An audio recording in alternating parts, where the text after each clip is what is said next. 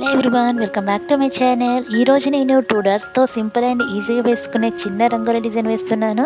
నేను వేసే ఇలాంటి ముగ్గు మీకు నచ్చినట్లయితే లైక్ చేయండి, షేర్ చేయండి.